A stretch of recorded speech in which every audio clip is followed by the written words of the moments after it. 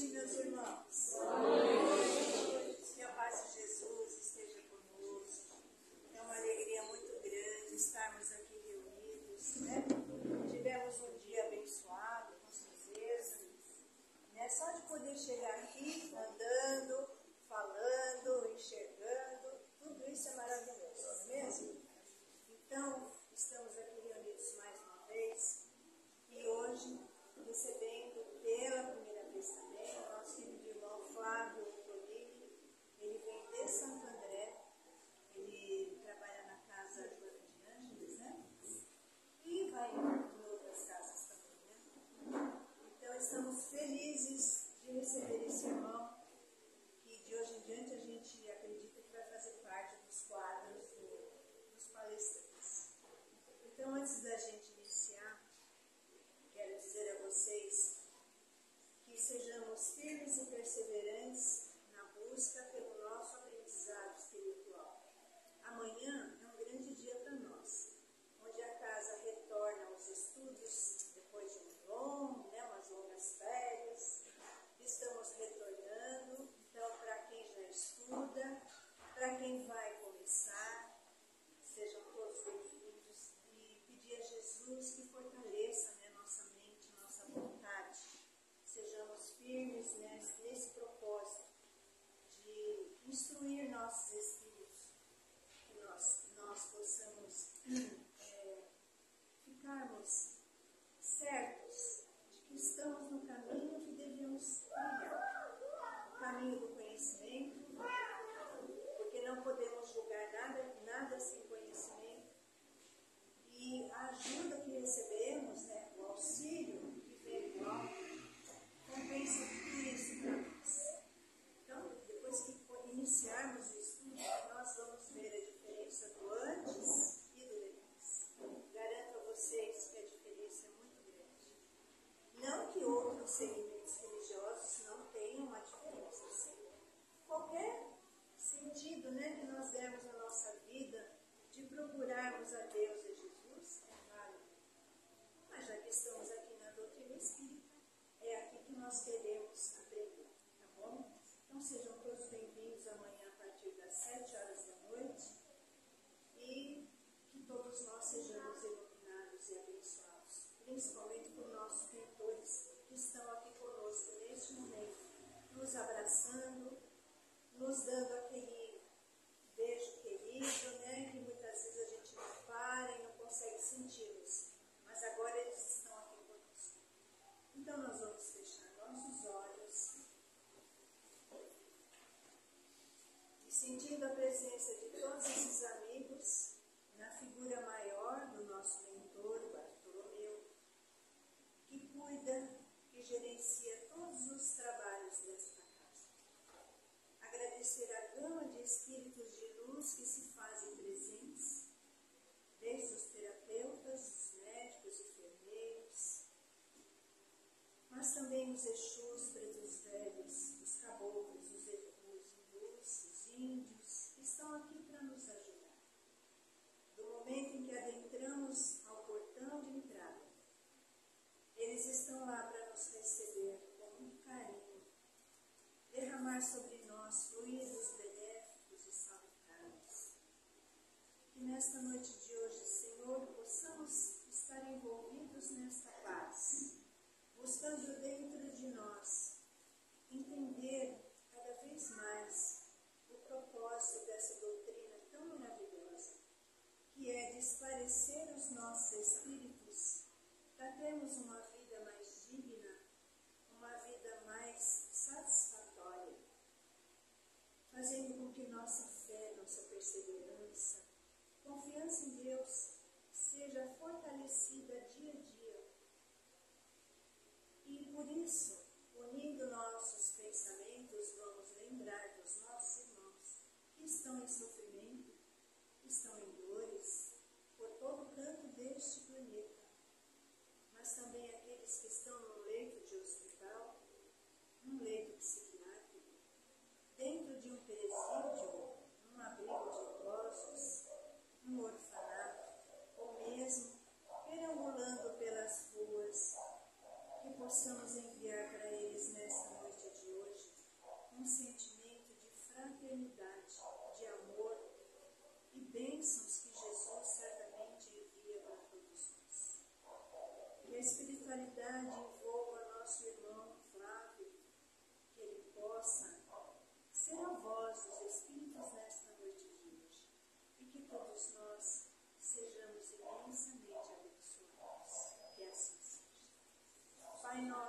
estais nos céus, santificado seja o vosso nome.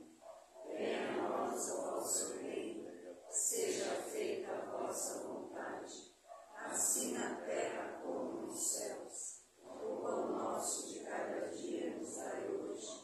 Perdoai as nossas dívidas, assim como nós perdoamos aos nossos devedores. E não nos deixeis cair em tentações, e livrai-nos, Senhor, de todo o mal. Que assim seja. Graças a Deus e graças a Jesus. Bom, mais uma vez, uma boa noite a todos. Boa noite.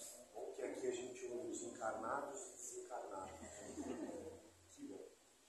Quando nós fomos convidados para essa conversa fraterna, eu gosto sempre de esclarecer que não é uma palestra, que não tem a finalidade de sermos, de qualquer forma, professores, e sim de nós discutirmos, nós conversarmos, nós analisarmos os ensinamentos de Jesus às luzes da doutrina espírita. E que é um momento de nós reflexionarmos, porque já estamos num estágio mais avançado de entendimento, tanto na dimensão religiosa, quanto na dimensão filosófica, e que exige de nós um comportamento diferente. Quando a nossa irmã disse da importância do estudo, é porque nós estaremos, de certa forma, aurindo energia, força, conhecimento para o enfrentamento da vida. Pois quando o ignorante, não sabendo de absolutamente nada, ele tem a dificuldade do entendimento dos problemas, das vicissitudes e de todas as aflições. E a gente começa a entrar num círculo vicioso de compreensão do Pai, do Criador, um ser punitivo, aquele que castiga todos aqueles que transgrediram as leis. Mas como nós somos cristãos e espíritas, compreendemos que a terapêutica, a forma educacional que Deus olha por nós, é de maneira especial e educativa, que Ele mostra de maneira clara que nós estamos sendo os responsáveis pelos nossos próprios atos. Que todas as nossas ações, elas geram determinada condição de termos benesses ou de respondermos por nossas faltas. Começamos a pensar de maneira diferente que não estamos aqui para pagar, nós não estamos aqui para provar, nós não estamos aqui para expiar, nós estamos para ter uma vida mais feliz e dilatada na Terra. Porque é o propósito que um todo Pai de infinita bondade deseja aos seus filhos, que sejam felizes. Jesus, na sua inteligência, de forma especial, mostrou a todos nós que um filho não receberia de um pai bondoso quando lhe pedisse pão, uma pedra. Quando lhe pedisse um peixe, fosse entregue uma serpente. Ele esclarece que nós, pais, que não somos tão bons assim como o nosso Criador é, não temos essa prática, quiçá aquele que nos gerou de maneira especial. Então, o entendimento da religiosidade, permeado por uma dimensão filosófica muito mais inteligente e amparado pela ciência, é o que a doutrina dos Espíritos nos convida a praticar. Olha que coisa linda. Nós não estamos frequentando uma igreja, um templo religioso e encarando as coisas como dogmas, que nós vamos precisar aceitar pura e simplesmente. Nós vamos ter explicação para absolutamente tudo. E é isso que mais me despertou a paixão pela doutrina. E é isso que motivou o meu ministério, que vem a ser a divulgação do Evangelho de Jesus. Essa introdução, além da minha apresentação, quando a irmã falou, olha, ele trabalha também no João de Ângeles, mas é um ministério muito lindo que a gente frequenta. Uma entidade que não é uma casa espírita, mas a união fraternal de todas as casas espíritas. É uma instituição que chama USE, União das Sociedades Espíritas. Nós temos a USE do Grande ABC, que inclusive Mauá faz parte. Nós temos a USE de Santo André, a qual eu faço parte. E nós temos algumas federações Congregação Espírita Brasileira, nós temos outras alianças, né, que são chamadas alianças evangélicas, mas voltadas à condição espiritista ou espírita, como assim nós costumamos chamar, que visa, na condição principal, a divulgação do Consolador prometido e do Evangelho de Jesus. A gente sai um pouco do misticismo, a gente sai um pouco dos fenômenos e buscamos uma condição de entendimento da doutrina mais inteligente. Muitos de nós vieram até a doutrina por alguns motivos. Eu queria saber aqui quem veio por amor. Olha, um número pequeno de pessoas, porque a grande maioria vem pela dor, né? Então aí que mostra, eu vou lá porque eu tomo um passe, né? Limpo as coisas ruins, eu estou ali com um problema de saúde, que a coisa materialmente através dos médicos não é compreendida, então eu vou dar um jeito de ir num centro espírita bom, né? Para me salvar. É assim que normalmente as pessoas se imaginam.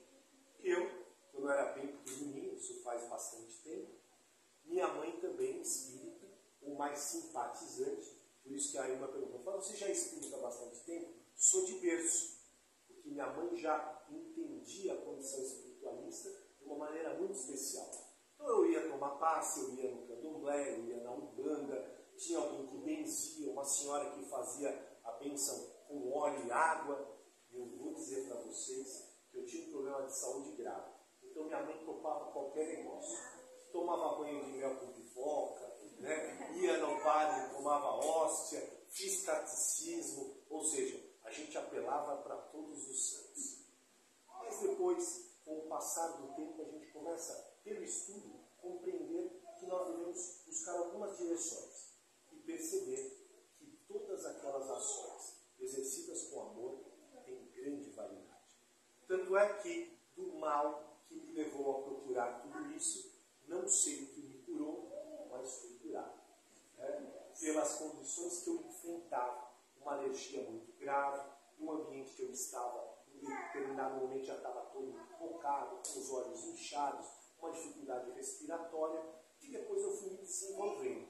Até um belo dia, que minha mãe, em um dia de uma sessão espírita como essa, me aguardava ansiosamente que eu ia sentar à mesa branca. Aí eu pensava assim, nossa, o dia que me chamar para sentar lá, vai que eu vejo algum espírito. Porque o espírito é bom desde quando ele não vê os espíritos. E aí eu lembro do Chico, que ele fala, aquele que ver a rosa também verá o espinho. Aquele que vê o lírio também verá o sapo.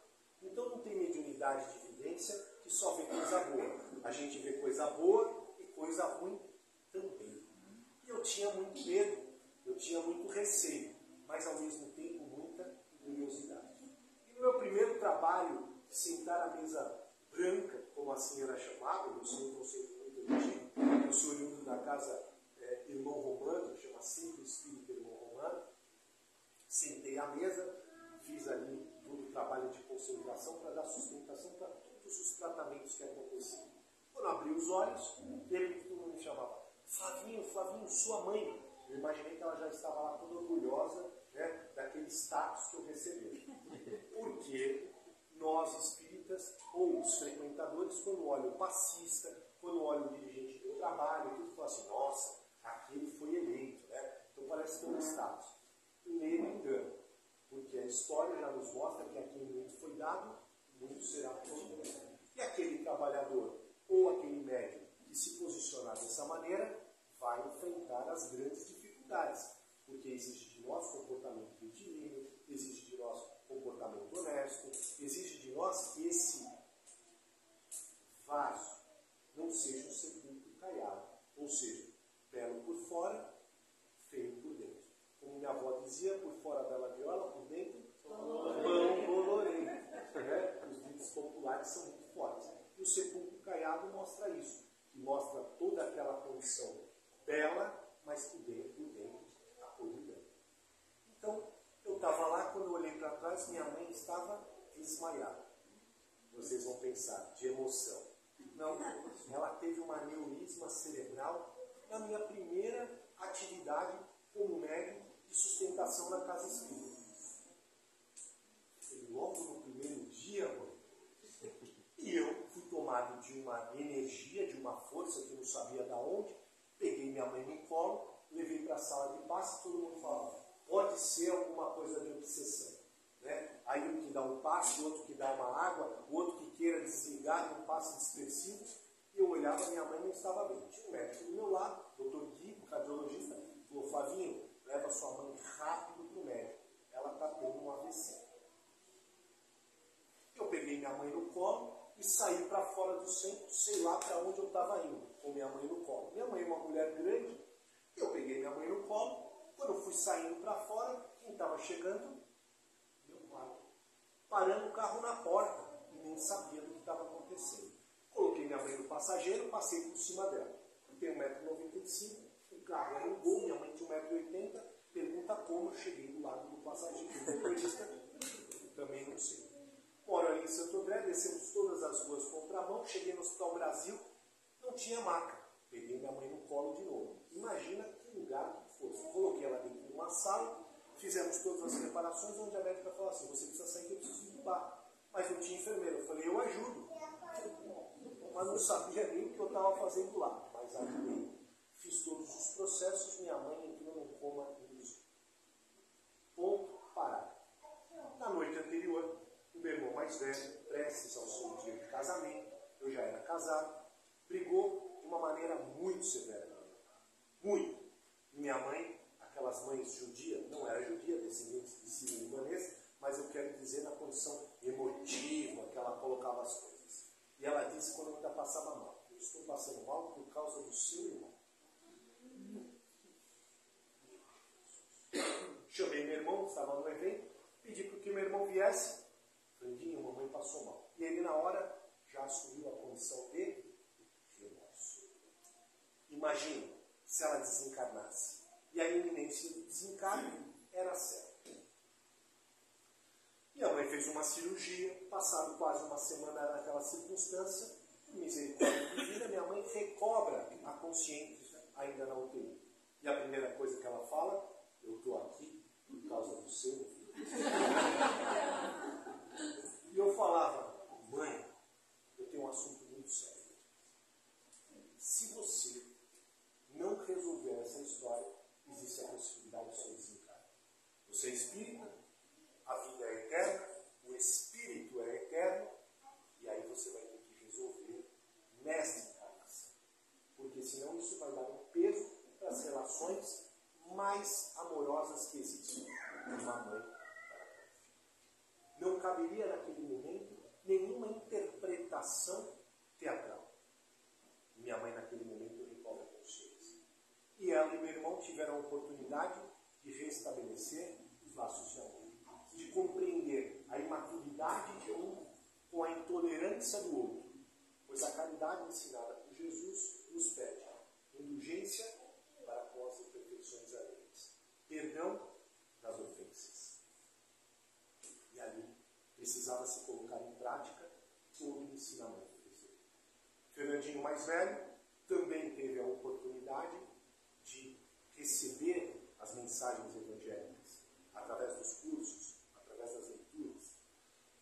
Minha mãe, frequentadora assídua da casa espírita, dos grupos de estudo, das palestras religiosas, e por uma condição de capricho de Deus, como diz no nosso Evangelho, foi ceifado do nosso jardim a flor mais preciosa. Durante muito tempo, aquilo ficou calando no meu coração. Eu imaginava que aquele meu primeiro momento talvez não haveria um segundo. Mas, tomado por uma inspiração, eu acho que foi aquele dia que ela coloca nas minhas mãos a obrigatoriedade, de uma maneira ou de outra, levar a doutrina de uma maneira mais responsável, mais inteligente. Daí que nós rendemos graças sempre pela relação do amor, da mãe por um filho. Por poder essa mãe, como tutora, apresentar aos seus filhos e seus tutelados a responsabilidade religiosa. E são negligências que nós, pais responsáveis, muitas vezes temos. Quando nós vemos uma plenária como essa com as crianças, que já entram em adormecer, recebem o tratamento, outras se mantêm de maneira tranquila. Percebe-se que a ambiência está propícia. E que desta forma nós estaremos contribuindo com a proposta do Criador, que vem a ser o tema da noite de hoje. Quando o Leandro me mandou uma mensagem, ele disse assim: Flávio, como é sua primeira vez, você pode palestrar até às 11h30. Aí eu falei: é muito. Ele falou: a gente faz um coffee break e fechamos com chá da meia-noite. Mas como nós não temos esse tempo todo, nós precisamos falar da implantação do reino de Deus no coração dos homens. Humberto de Campos, um espírito lumiar, através da psicografia de Francisco Cândido Xavier, no livro A Boa Nova, retrata algumas nuances, alguns detalhes, algumas histórias muito ricas em detalhes, muito ricas em informação. E essas informações só vêm pelo intercâmbio de dois mundos. Olha que beleza. Recentemente foi descoberto na cidade de Corinto adereços, afrescos, a construção arquitetônica urbana somente há 50 anos atrás. Nós estamos falando lá pelos anos de 1990, 1985. E Francisco Cândido Xavier, em 1970, já havia dado todos os detalhes daquela rua através das suas psicografias. Como que ele sabe? Sendo que as escavações perceberam todas essas situações atuais. E aí a gente pergunta: há dúvida que existe um intercâmbio entre Deus e Deus? Há dúvida que existe essa relação intrínseca e amorosa entre espíritos desencarnados e almas encarnadas? Flávio, qual a diferença entre um e outro? Quem faz escola aqui? Eu pergunto, pode falar os encarnados. Os encarnados, a minha audiência é ótima.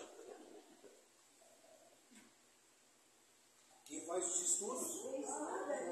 Qual a diferença entre espírito e alma? O espírito é quando eu vou falar logo, porque senão o pessoal se constrange. O espírito é quando nós estamos na erraticidade, aguardando a oportunidade encarnatória. Então nós estamos sem o corpo material. E ali, tendo as nossas experiências, assim como mostra os livros, assim como mostra o filme do Nosso Lar, 1 e 2, aquela condição, nem sempre nós estamos lá naquele lugar bonito. Tem hora que a gente está na primeira etapa do filme, né? Naquele umbral, né? Naquela condição intermediária que tem quase que características do purgatório. Isso depende de nós, para onde nós queremos ir depois da vida. Na vida verdadeira. E aí, na oportunidade encarnatória, somos espíritos. E depois que encarnamos, temos alma. Porque a alma, ou seja, o espírito se apropria do corpo e aí vivem conjuntamente. Quando a gente fala que tem alma penada, é só termo popular. Né? Porque, na verdade, se a gente vê espírito. Esse era meu medo quando eu comecei a sentar na mesa. Mas, graças a Deus, não vi nenhum até hoje. Só de vez em quando, alguns vultos, alguns arrepios, mas logo depois da fase da adolescência passou. E nesse filme, que é informado, que é mostrado por Humberto de Campos, nos primeiros capítulos do livro Boa Nova, ele mostra que alguns sacerdotes estavam nas cercanias de Jerusalém. E Jesus, aos seus 30 anos, muito inteligente, ele vai fazer uma organização do seu ministério itinerante. Então ele vai fazer o quê? Uma pesquisa de mercado. Olha como Jesus é inteligente. E a gente, nos dias atuais, abre um negócio e não vai nem ver se tem um concorrente na mesma rua. Não é? Porque os nossos planejamentos estratégicos muitas vezes são falhos. Mas Jesus não era assim. Ele tinha cuidado absoluto em todas as coisas. Isso porque é filho direto, unigênito do Criador. E aí ele se colocou às cercanias dos povos de Jerusalém e também às portas do templo de Jerusalém, para que ele pudesse entender a intenção, para que ele pudesse entender o compromisso de doação religiosa ou de sacrifício que os fiéis ofereciam. Lembra? Levavam uns pomba, outros uns porcos, outros umas cabras, alguns doavam grandes montas de denários no gasofilácio, e Jesus se apresentava daquela maneira como um belo observador. Só que nós não sabemos, mas o magnetismo de Cristo é impregnado. Dizem que Chico Xavier, quando você estava a 5 metros, 10 ou 15 metros, você sentia a energia de Chico. Se Chico é o cisco de Deus e nós sentimos isso, imagine Jesus. Já pensou? Aquele olhar penetrante que vai no imo da alma, que nos conquista, que nos seduz. Aqueles olhos, por isso que quando as figuras mostram aqueles olhos como pedras preciosas, que ele sabia de toda a nossa intimidade, de toda a nossa carência, de todas as nossas dores. E nos diziam palavras edificantes que nos elevavam. E aí, um sacerdote desavisado, invejoso, olha para Jesus e diz: o que fazes aqui, Galileu? E aí gostaria de fazer um parênteses. Esse termo Galileu é como muitas vezes nós nos comportamos quando falamos de irmãos de outras origens, de outros estados. Um sinal claro de xenofobia. E assim se comportou Haná, esse sacerdote perante Jesus. Porque quem morava ou quem estava na Galileia não tinha muitos créditos aos homens potentados da época. E Jesus, com um sorriso largo no rosto, dizia: aqui estou para implantar o reino de Deus nessas cercanias. E aí Haná, com um sorriso debochado, diz: por um acaso você tem o apoio de algum príncipe, de algum rei, de algum milionário que consiga financiar a edificação desse dito reino de Deus? E Jesus mais uma vez sorri e diz: as nossas edificações serão feitas no coração dos homens.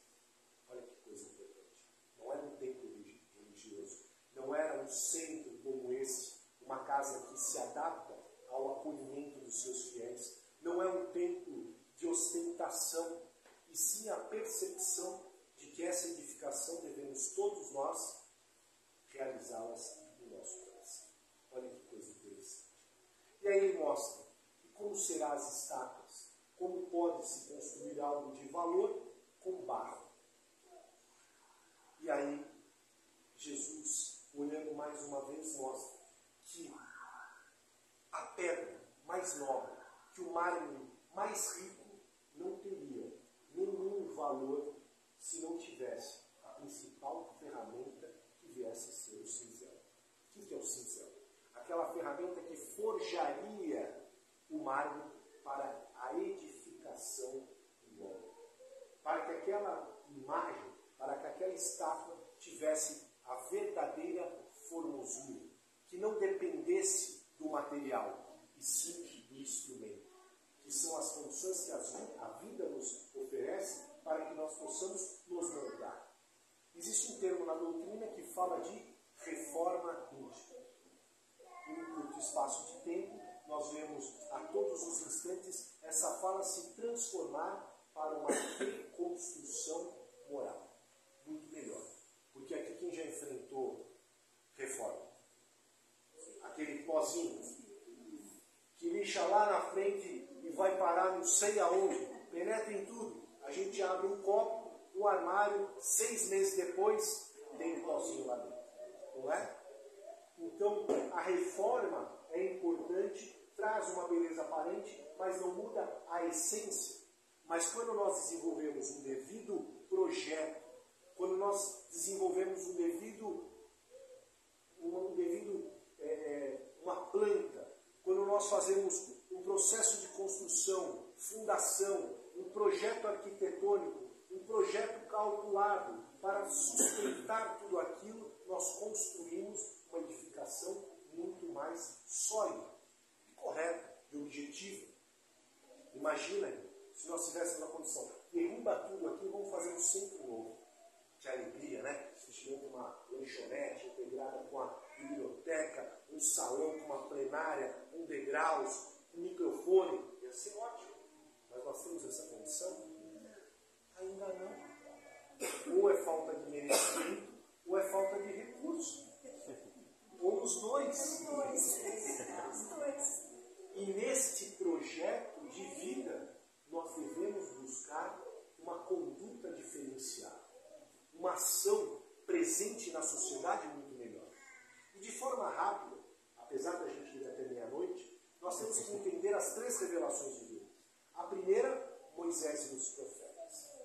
aonde nós instauramos, através dos 10 mandamentos, pelas mãos de Moisés, a ordem pública. Porque naquela época as mulheres, que aqui hoje estão em grande parte, não tinham representação social. Os homens eram proprietários de tudo, das suas fazendas, das suas plantações, das suas construções, das suas propriedades, dos seus animais. Uma cabra, um camelo, um cavalo e uma mulher. A mulher era igual às suas criações. Olha que absurdo. E nós homens sabemos disso. Que saudade de Moisés. Porque hoje a gente não manda nada. Nós somos simples coadjuvantes no processo existencial. Somos a cabeça e a mulher o pescoço. E aí nós percebemos que a inteligência divina mostra a propriedade de uma mulher ser quem procria, quem é o alicerce da família, quem é o pilar mestre. Uma casa estabilizada sempre tem uma mulher em comando. E nós devemos perceber isso de maneira clara. Olha lá, Dona Neuza. Dona Neuza era minha mãe, aquela que bateu as botas quando eu fiz a primeira aparição no Santo Espírito. Hoje a gente trata com um pouquinho mais de bom humor, porque ela também era muito boa.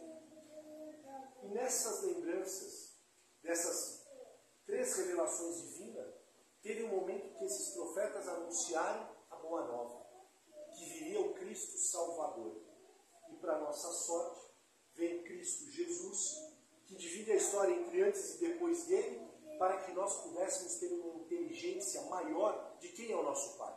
E mostra esse Deus, um Deus infinitamente bondade, de infinito amor. Porque o Deus daquela época de Moisés era um Deus punitivo, era um Deus muito austero. Porque como é que ele ia enfrentar os bárbaros da época, se ele fosse bonzinho? Ia ter respeito? Os bárbaros atenderiam um Deus que fosse amoroso? Eles queriam um Deus truculento. E assim, através do medo, e que a gente traz ainda de encarnações passadas, por isso desse sentimento, esse Deus era apresentado pelos profetas de Moisés. Mas o Deus que foi apresentado por Jesus era outro. E Jesus reduz todos os mandamentos em um só: amar a Deus sobre todas as coisas, sinal claro de respeito, de ligação, de amor, e amar ao próximo como?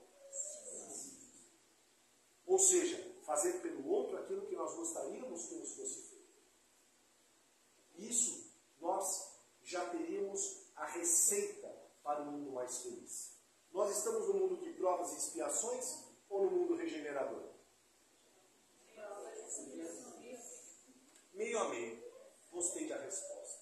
Porque nós estamos com o pé no processo regenerador. Mas por que a gente fica com o pé na borda ou na canoa? Porque nós não ainda auxiliamos a transformação do mundo. Oração das fraternidades. Veneráveis mensageiros celestes, auxiliai-nos, Jesus, que faça de certa forma que a gente possa transformar. E a gente está transformando não porque ainda a gente tem dificuldade de exercer o amor ensinado por Jesus. E aí Jesus nos esclarece que nós teríamos um Consolador prometido, que nos revelariam coisas que Ele nos revelou e muito mais nos seria acrescentado. Porque naquela época, nossa infantilidade do Espírito não nos permitia compreender uma amplitude maior desse ensinamento.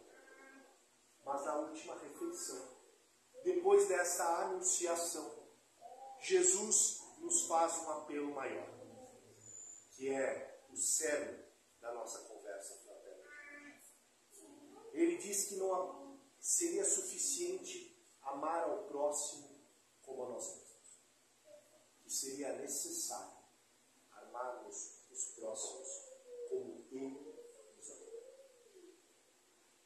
Olha a dificuldade.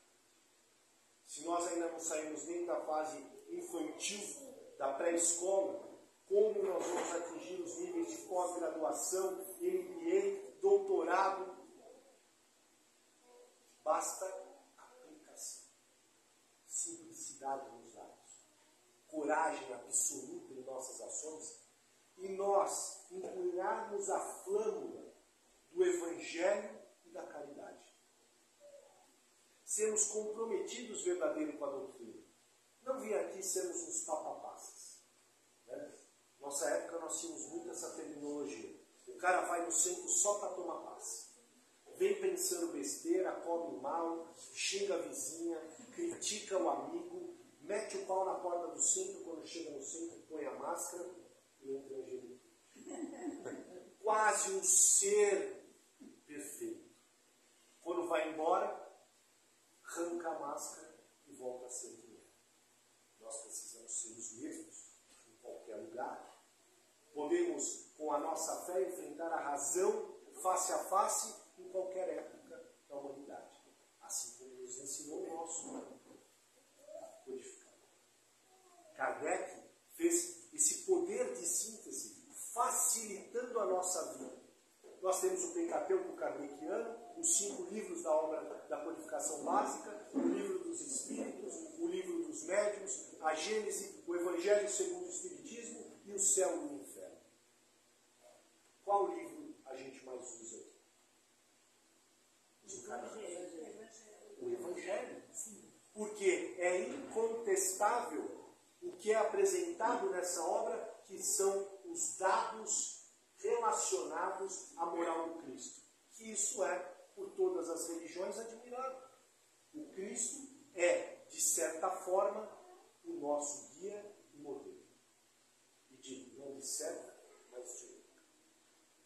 Na noite de hoje, nosso tempo de 20 para as 21, 10, que é a hora do coffee break, para depois a gente voltar para o celular.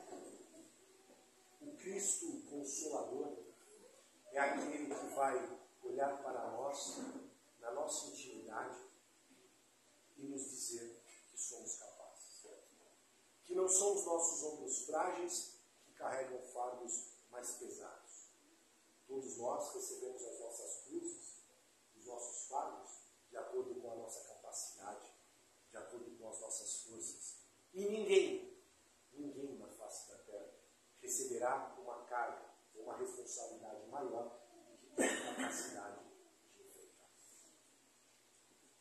Deus, na sua infinita bondade, nos vai dizer ainda que nós temos um dos instrumentos mais poderosos para o enfrentamento da vida: a fé, mãe da esperança e da caridade. O combustível que alimenta a fé é a esperança. E o homem, sem a esperança e sem a fé laboriosa, não será nada. Não é aquela fé que terceiriza a responsabilidade a Deus. Ai, eu vou colocar nas mãos de Deus e tudo se realizar. Isso daí é preguiça. Isso daí é terceirização de responsabilidade. Deus vai agir por nós? Sim. Mas se nós formos merecedores. Lembra lá do livro Nosso Lar e no filme? Necessário termos bônus ordem. Não vai nos ser concedido absolutamente nada se não empregarmos as nossas forças e as nossas ações, não só pelo nosso bem existir, mas pelo bem existir do nosso semelhante. Do próximo mais próximo. Acima de tudo, amando a nossa família. O primeiro círculo social a que nós somos inseridos para que de uma forma conjunta possamos progredir. A finalidade é clara. Esse grupo se organiza para evoluir conjuntamente. Então, se um irmão e o outro irmão têm dissidências, têm problemas, não conseguem perceber a relação de sucesso, de felicidade do outro, e a gente se constrange com essa relação, precisamos nos tratar. Passes desobsessivos, escola evangélica, frequência na casa espírita, trabalho caridoso, calejar as mãos para interpretar a vida diferente. Quantas das senhoras aqui beijaram um sapo pensando que viraria príncipe?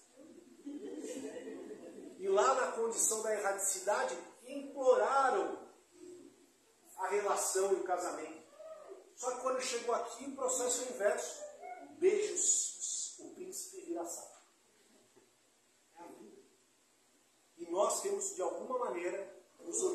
casar para crescermos conjuntamente.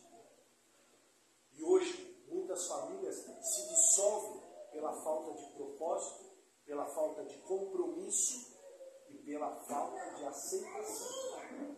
Nós devemos orar muito pelas nossas casas, pelas nossas famílias, pela família que nos foi confiada e fazer de tudo para dar certo.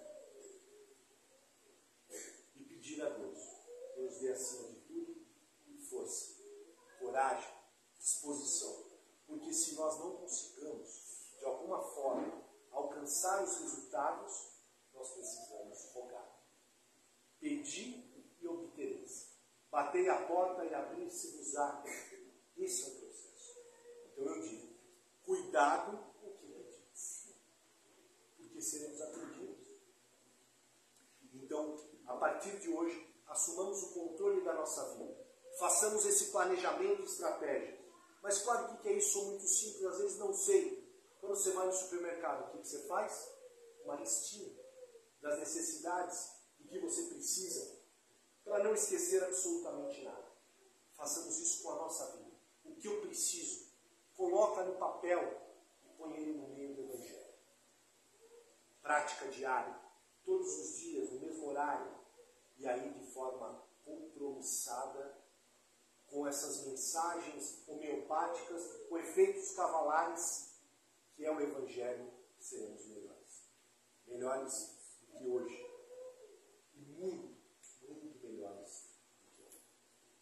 Que Deus nos abençoe. Abençoe essa casa bendita, amor e redenção. Que fortaleça suas bases estruturais.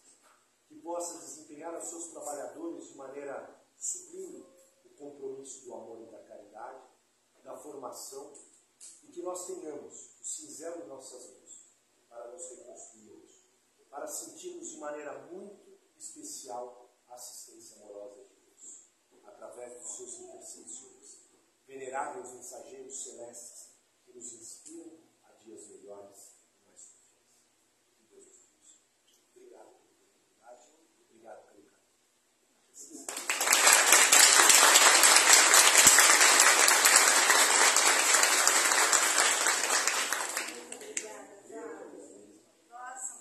Ainda ganhei presente. Uma estreia maravilhosa, né? Vocês gostaram? Então, já está convocada para vir A gente ajusta a gente. Com certeza. Você já recebeu? Já. Ótimo, André. Vou ficar na prece até o final. Desejo a todos um bom trabalho. Obrigada. Então, nós vamos ouvir a prece final e nos preparar para receber o passe, né? Que é a coroação dessa noite de hoje. Estamos lá na antecâmara com os nossos queridos leitores e aqueles que já receberam passe por tratamento, qualquer coisa assim, estamos pensados no passe agora, tá bom? Tenham todos uma ótima semana. Semana que vem teremos a Maga, para quem gosta da Maga, né? E até lá, uma semana abençoada para todos.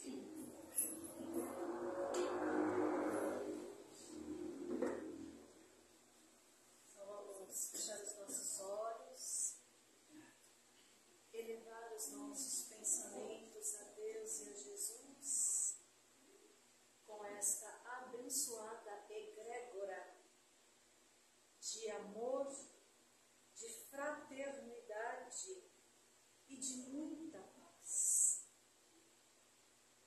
Neste instante, Senhor, agradecemos a oportunidade deste banquete tão iluminado que ecoa dentro de nossos corações, que ilumina cada pedacinho de nosso ser, que nos traz o benefício do conhecimento e a luz para um novo alvorecer.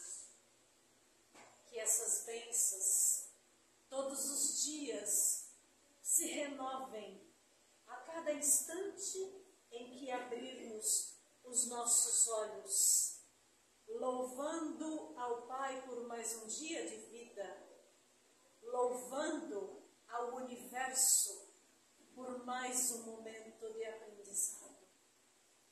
Olha como nós todos somos felizes e iluminados, todos na egrégora do Cristo, onde sempre temos novos aprendizados, mais um dia para recomeçar, mais uma forma e uma força diferenciada para estendermos as mãos para os nossos irmãos decaídos e levantá-los na luz do Mestre Jesus. Meus irmãos de caminhada e de longa jornada, quando a oportunidade chegares aos vossos olhos, não temam. Elevem vossos pensamentos a Deus, estendam vossas mãos e levantem os vossos irmãos. Muitos ainda necessitam de um abraço, de um carinho, de um sorriso, de um eu estou aqui. Eu também faço parte da sua família, mesmo que ela seja espiritual, também faz parte da minha família. Que todos levem esta tão bela e iluminada mensagem em vossos corações. Sejam felizes, meus irmãos. A felicidade, quando é dita que não é deste mundo, lembrem-se que ela começa quando eu levanto meu irmão. A partir do momento que eu colocar a luz em um coração caído, o meu coração também estará iluminado. A nossa gratidão a todos os irmãos queridos. A gratidão por esta oportunidade desta casa tão bendita, que ilumina e abençoa cada um desses novos seres que se achegam. Nós, do grupo das Irmãs Marias, nos sentimos muito felizes por aqui estarmos, por aqui nos beneficiarmos desta alegria e deste banquete tão abençoado. E que cada um leve às suas casas uma rosa iluminada do amor do Cristo. Quando se adentrarem a câmara de passe, lembrem-se que a cada alvorecer um dia novo se instala, e este é o